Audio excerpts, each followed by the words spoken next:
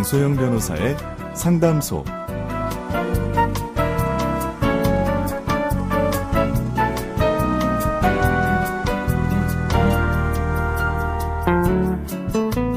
양소영 변호사의 상담소를 찾아주신 여러분 환영합니다.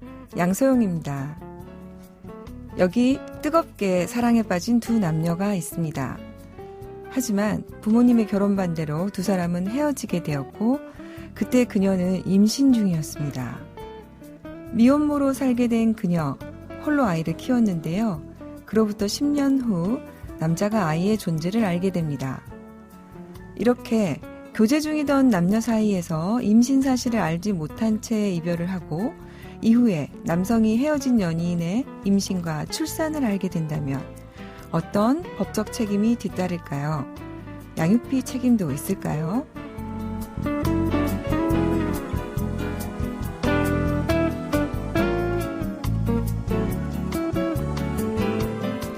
법무법인 승인 양소영 변호사입니다.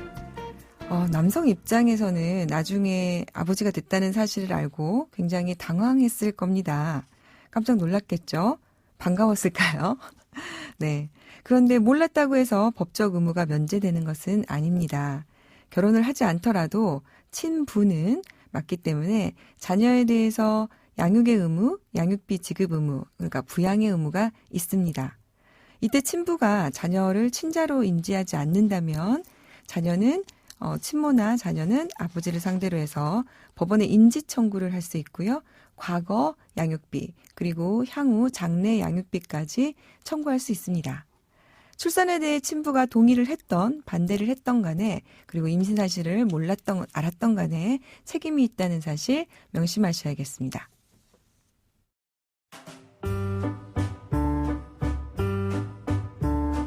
알쏭달쏭 법률 이슈? 생활 속 법률 궁금증. 바로 이곳에서 상담받으세요. 양소영 변호사의 상담소. 상속인에게 유산의 일정 부분을 보장하는 유류분 제도라고 알고 계시죠? 이 제도가 위헌심판대에 올랐습니다.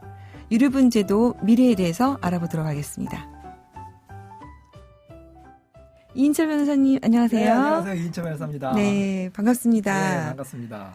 우리 변호사님 유류분 제도 네. 쉽게 네. 친절하게 좀 설명 좀 해주세요. 어떤 아버지가 10억의 재산이 있었어요. 근데 자녀는 아들과 딸이 있었는데 아버지가 아들만 이뻐한 거예요. 그래서 그 10억의 유산을 아들한테 다 주고 돌아가신 거예요.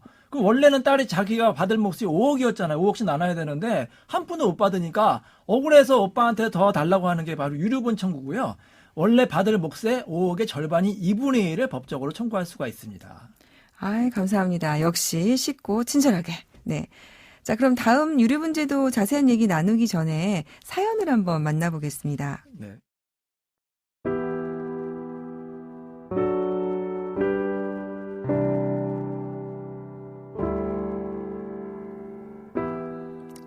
천억대 건물주인 70대 재력가 남성.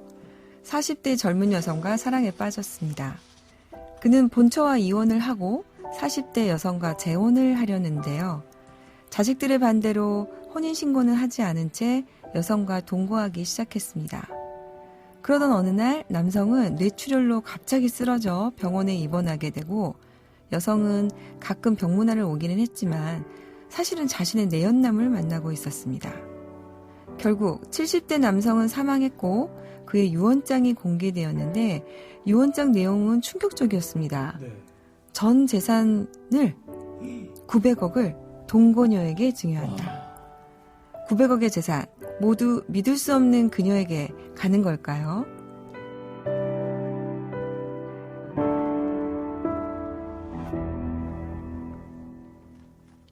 이럴 경우 정말 이런 일이 있을 수 있을까요? 이런 일이 가끔 발생을 해요. 뭐 네. 재력가라든지 70대 분이 40대 여성을 만나니까 또 얼마나 소위 말해서 눈에 콩깍지가 씌우는 건데 그래서 본처건 자녀들이건 다 보이지 않고 이 내연이랑 살다가 그만 전 재산을 뺏기게 된 이런 경우가 가끔 발생합니다. 네.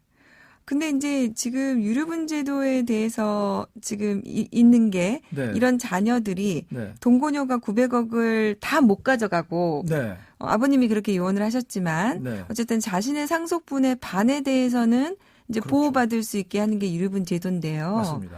근데 이제 이 제도에 대해서 찬반 논란이 지금 있고 네. 위헌법률 심판까지 갔습니다. 네. 어떻게 보면 되게 좋은 제도 같은데 그렇죠. 이인철 변호사님 입장은 어떠신가요? 이런 사례 같은 경우에는 사실 유류분이 필요하죠. 만약에 유류분이 없으면은 이 아버지의 전 재산이 다 내연녀한테 가는데 그걸 막을 수가 없거든요. 네. 그래서 아버지가 뭐 치매라면 그걸 무효로 주장해서 뭐 다시 반환 청구하겠지만 치매가 아니라 멀쩡한 상태였다. 그럼 아버지가 본인의 재산을 처분한 거기 때문에 자녀라든지 본초가 찾아올 길이 없는 거예요.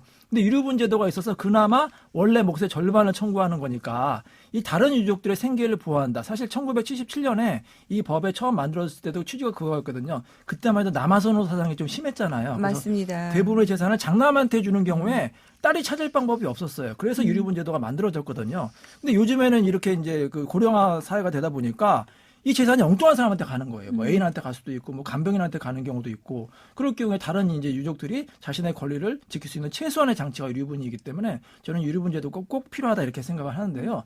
또 유류분 제도를 이제 없애자 그렇게 반대하는 입장에서는 이 불효자 같은 경우에도 유류분을 찾아올 수가 있다. 이래서 아버지가 있는데 아들이 아직 불효를 한 거예요. 그래서 이제 예를 들어서 뭐 차남한테만 줬는데 그 불효자인 장남도 자신의 몫을 찾아올 수 있는 게 유류분이기 때문에 이 유류분은 우리 헌법상의 재산 처분의 자유에 반한다. 그래서 위헌을 주장하는 입장이 있습니다. 맞습니다.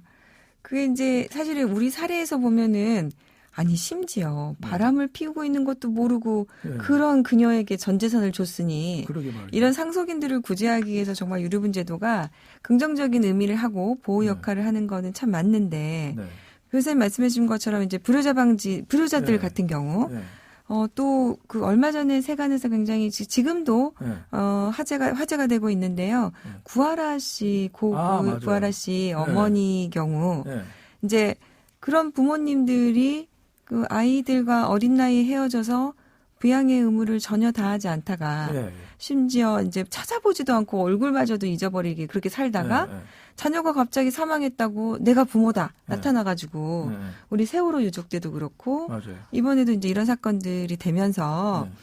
과연 이 상속을 이렇게 이제 제대로 의무를 다하지 않는 부모들에게까지 네. 상속권을 주는 게 맞느냐. 네. 그리고 이제 유류분제도 마찬가지예요. 네. 이제 자녀를 보호할 필요는 있지만 네. 그 자녀 중에서 부모님을 한 번도 안 보살피어서 네. 보살핀 자녀들에게만 주겠다는 부모님의 마음을 네. 굳이 그거를 법으로 막아가지고 그런 네. 자녀들까지 보호할 필요가 네. 있느냐 이런 얘기가 좀 있습니다. 맞아요. 네. 뭐 저도 양 변호사님이 이제 말씀하신 건 충분히 타당하다고 생각이 들고요. 근데 만약에 그 유류분 제도가 그런 문제점이 있다면 저는 우리나라 상속법 자체가 다 문제점이 있다고 봐요. 그 사실 구하라법도 마찬가지고 네. 상속은 뭐 효자가 2, 뭐 불효자가 1 그게 아니라 딱 1대 1대 1점으로 딱 나눠져 있거든요. 그 법에서는 효자인지 불효자인지 따지지가 않거든요. 만약에 유류분이 위헌이면 상속제도도 위헌으로 가야죠. 그렇지 않습니까? 네. 오히려 그 구하라법 같이 상속의 결격 사유를 확대해야 된다. 그래서 유류분도 결격 사유를 확대하면 되지. 이 유류분 제도를 없애자는 거는 상속 제도를 없애자는 말하고 저는 똑같다고 생각이 듭니다. 맞아요. 그래서 이제 해외 사례를 보면 우리나라보다 훨씬 상속 결격과 관련해서 넓게 규정을 하고 있고요. 네, 맞습니다. 유류분 제도 같은 경우에도 유류분 결격 제도를 또 네. 따로 둬서 맞습니다. 지금 말하는 이제 이런 부분을 해결하고 있는데 네, 우리나라는 이에 대해서 상속 결격 사유는 너무 작고 맞습니다. 또 유류분에 대해서는 이걸 배제하는 규정이 없다 없습니다. 보니까 네, 이제 이런 부분이 위헌적이 아니냐라고 네. 해서 이제 헌법재판소에 위헌 심판이 들어간 것 같은데요. 네. 변호사님은 어떻게 될 걸로 근데 저는 걱정되는 예상하십니까? 게 네. 혹시 위헌 판결이 나면 유류분 제도가 완전히 없어지는 거 아니냐. 그럼 아까 말한 대로 이렇게 억울한 본초라든지 자녀들을 구제할 방법이 없거든요. 네. 그래서 만약에 법을 좀 보완을 해서 말씀하신 대로 불효자 같은 경우에는 이제 상속권을 박탈시킨다든지 아니면 그 기여분 제도가 있잖아요. 그 기여분 제도를 가정법원이 좀 탄력적으로 적용해서 유류분에도 기여분 제도를 도입을 하면 돼요. 그래서 유류분을 주장하는 불효자가 있을 경우에는 당신 같은 경우에는 기여도가 없기 때문에 2분의 1이 아니라 10분의 1만 가져가라. 뭐 이렇게 법원에서 이제 결정을 내려주면은 이 구체적 타당성을 이제 충분히 해결할 수 있다고 생각이 듭니다. 네. 그래서 이제 해외 사례는 이렇게 하고 있더라고요. 그러니까 말씀하신 것처럼 네. 법적으로 일단 요건을 해놓고 네. 그 요건에 해당되는지 여부를 법원이 결정하게. 맞습니다. 예. 네. 그래서 그런 제도를 둔다면 그래서 저는 그러니까 완전히 위헌은 아니고 네. 한정적 위헌, 한정위원. 네, 한정위헌 판결 네. 정도는 나오지 않을까. 예. 예. 그리고 또 이제 법원에서 판사님들과 이제 얘기를 나누면 이런 얘기 많이 하세요. 네. 우리는 상속인에 대해서 유류분 재산을 네. 뭐 그 수십 년 전 것까지 증여한 것도 전부 다 다시 끌어와서 계산할 수 있게 힘들죠. 하잖아요. 맞아요. 그러니까 이것도 조금 뭔가 한계를 지어야 되지 않느냐 네, 이런 맞습니다. 얘기 예, 하시더라고요. 기간을 정해줘서 뭐 10년이면 10년, 5년이면 5년 동안에 증여한 것만 포함한다든지. 우리 예금도 찾을 수 없는 그 그렇죠. 몇십 년 전 거를 가지고 다 유류분을 계산을 하다 보니까 이런 현실적인 어려움도 좀 있습니다. 근데 사실 유류분 이제 재판을 하다 보면은 유류분 청구하는 사람이 약자인 경우가 많아요. 장남한테만 준다든지 뭐 내연녀한테만 주면 나머지 자녀들이 이제 그 재산을 찾아서 소송해야 되는데 그 찾는 게 어려워요. 네. 유류분을 회피하려고 처음부터 부동산 같은 경우에도 증여로 주는 게 아니라 매매로 준다든지 아니면 현금화해서 줄 경우에는 그걸 추적하기가 어렵기 때문에 실제로 유류분 청구해서 받는 금액이 그렇게 많지가 않거든요. 그래서 걱정하는 것만큼 그렇게 유류분 제도가 나쁜 제도가 아니라고 생각이 듭니다. 아, 네. 아니, 나쁜 제도라는 건 아니고, 네네. 어쨌든 보다 좀 합리적인 제도로 운영이 될 필요가 있다. 맞습니다. 예, 거기도 사실은 저희는 동의합니다. 저는 이제 그렇게 생각을 해요. 이게 법이라는 것도 기본적으로 도덕적인 일반인들의 합리적인 생각을 기초로 해서 만들어져야 되는 건데, 맞습니다. 뭐 이런 것까지 보호해야 하느냐, 라는 부분이 되면 그 부분은 저는 개정이 좀 필요하다는 생각이 들고요. 네. 지금 문제되는 것들 중에 하나가 이제 이 제도가 상속제도가 옛날에는 농경사회에서 만들어진 제도니까 네. 옛날에는 농사를 집에서 다 같이 지었잖아요. 그렇죠. 네. 그러니까는 가족들에게 이게 네. 상속을 주는 게 매우 자연스러운데 네. 지금은 세상이 바뀌어서 농경사회가 아니다 보니까 네. 과연 나의 이 상속 재산을 네. 가족에게 상속을 해준다는 것 자체가 이제는 한번 재고해 봐야 될 생각이 아니냐 그런 인식도 좀 있는 것 저는 같아요. 거기에도 공감하지만 이렇게 반론하고 싶어요. 우리가 이혼할 때 네. 자기의 명의로 갖고 있는 남자들이 뭐라고 하냐면 이거 다 내가 번 거다. 농경사회가 아니라 내가 다 회사에서 번 거고 사업에서 번 거다. 그래서 아니 아내한테 못 그거는 준다. 가사노동하고 육아노동이 있는 아니, 마찬가지로 거죠. 이 경우에 아까 사례에서 만약에 네. 본처가 이혼을 청구했으면 반을 받겠지만 본처가 끝까지 나는 이혼을 안 하고 남편을 지키겠다 이렇게 하는 경우도 있잖아요. 그럴 경우에 아내가 받을 수 있는 건 유류분밖에 없어요. 만약에 남편이 다 내연녀한테 주면은 그 이혼할 경우에는 그 이혼과 그럼 상속이 그 불평등한 게 이혼할 경우에는 50% 받는데 유류분 제도가 없으면 상속에서는 0 하나도 못 받는 그런 불합리한 점이 발생할 수 있다는 거죠. 네. 우리 이인철 변호사님 이렇게 오랜만에 핏대 올리는 모습 보니까 반갑는데요. 네. 그러니까 유류분 제도가 가지고 있는 긍정적인 거 네. 부분은 저는 그 살리고, 살리고 예, 부작용을 나머지 부분을 좀 보완하는 내용으로 헌법재판소에서 결정이 네. 나오면 좋을 것 같습니다. 여러분도 한번 지켜봐 주세요. 우리나라 유류분 제도, 상속 결격 제도가 앞으로 민법상 어떻게 변해갈지 지켜봐 주시면 재밌을 것 같습니다. 오늘 변호사님 감사합니다. 네, 감사합니다. 양소영 변호사의 상담소, 양담소는 내일 또 문을 엽니다. 끝곡 송승연의 새드 들려드릴게요. 지금까지 양소영이었습니다.